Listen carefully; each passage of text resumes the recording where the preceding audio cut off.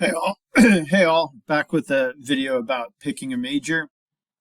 This is more of a guide for those of you who are a little less decided about what you want to do, specifically people who are not sure about whether they want to, or people who are thinking about majors that may or may not track into specific careers, but hopefully will be of value to all of you. So 4 rules for picking a major, what to do when you don't know what you want to do.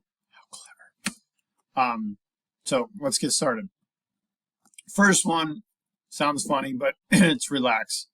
It's helpful to realize that you don't need to know your major when you go to college. You don't need to know your major 5 weeks into first year seminar. You don't need to know your major after your first semester. Ideally, you have a major at the end of your time at Harper, or basically the end of your sophomore year, because when you start as a junior, that's when you start taking most of your classes in your major. But even if you pick a major and when you pick a major, many people change majors, sometimes multiple times. I was a communications and poli-sci double major. Then I was a communications and marketing double major. And then I was a communications and philosophy double major. And I picked communications because I was like many of you, which is I was scared of just doing a major like political science or philosophy because I didn't think it translated to a career. Communications seemed like it would be something that could lead me to do things like public relations or something like that. Wound up that I didn't really like my communications classes. Um, and that's, I think, a good thing to sort of keep in mind that I'm going to come back to here. Sometimes you got to listen to what your actual experience is and change accordingly, even if it means you're leaving the safe major for something else. But I changed majors, or at least a double major, several times, and it's very common. So don't worry so much about it. But there is a note, right? If you're going to go pre-med, or you're going to go into engineering, or you're going to go into certain business majors, you want to start to know that sooner rather than later, because those have very rigid paths to them, nursing programs, things like that. But lots of other majors don't. Second big tip, my word rethink. It's the 4 R's, okay? So relax, rethink. So many guys are going to tell you that one important thing to do in thinking about potential majors is think about your interests. And I totally agree with that. It's good advice. But most people think of their interests in terms of like, what do you want to do for a career? Well, if I knew what I want to do for a career, then I'd probably already know what I want to do for a major. So it's not actually super helpful. I think it's much more helpful to think about what sort of classes do you enjoy and what sort of person are you. And I'm going to do another video that shows you how to get the sort of what person, kind of a person am I, to work for you a little bit. But one thing that's really helpful is just like, as you take classes early, if you're undecided, try to take different sorts of classes and then figure out like, which of these am I enjoying, which of these are not. Is there a common thread in terms of what I enjoy?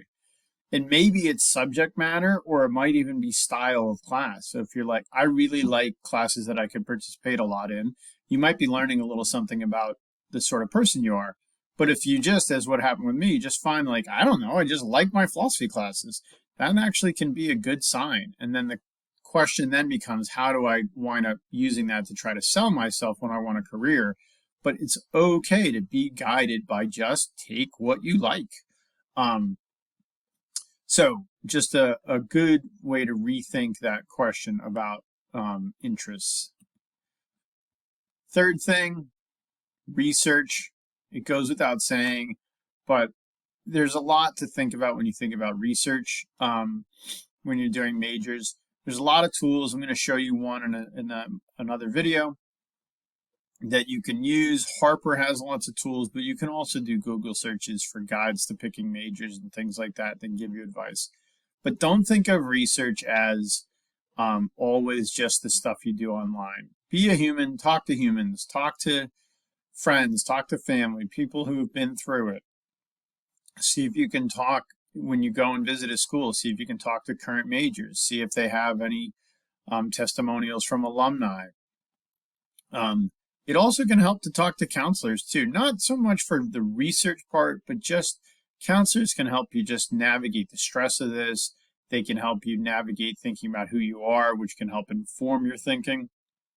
And counselors, remember, are different from advisors. So advisors can help you think about some of the logistics and majors, but counselors can help with that deeper sense of trying to sort of understand yourself and make peace with the fact that maybe even though your parents have a set of expectations for you, deep down, you really always wanted to be a history major, but you're scared.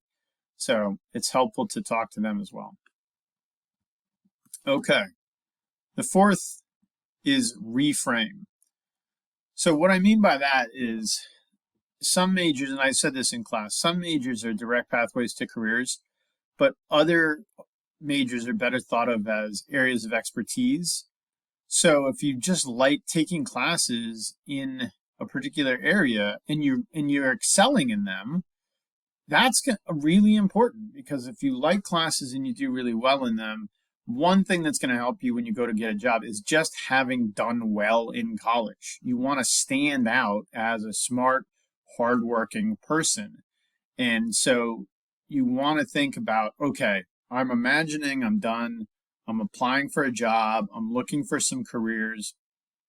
And it may not even be a specific, like, I want this type of career.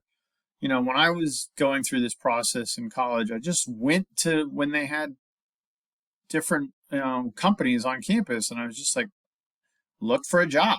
And a lot of times what you're looking for in a first job is just something that's decent pay, nice working environment, possible path to advancement. Or what so many people do is they start with a job so they can get work experience, and then they might get a job in a whole different field, but now they can demonstrate that they're a good worker, they bring certain skills, they can work in teams, and they can add that to the fact that they're a college graduate. So sometimes it's helpful to think that, like, when you're coming out of college, it's great when you're looking for a career right out of college, but you're also sometimes looking for a job right out of college that could lead to what becomes your long-term fulfilling career. So I just have the example of the psychology major. If you don't want to go into psychology, but you like the classes, think about what skills or ways of thinking did you learn? How can you show that you're good at these things? And then use that in an interview process to help yourself. All right, that's it. I'm going to come back and I'm going to show you something offered by the College Board, which are the people who do the SATs. Yay! All right.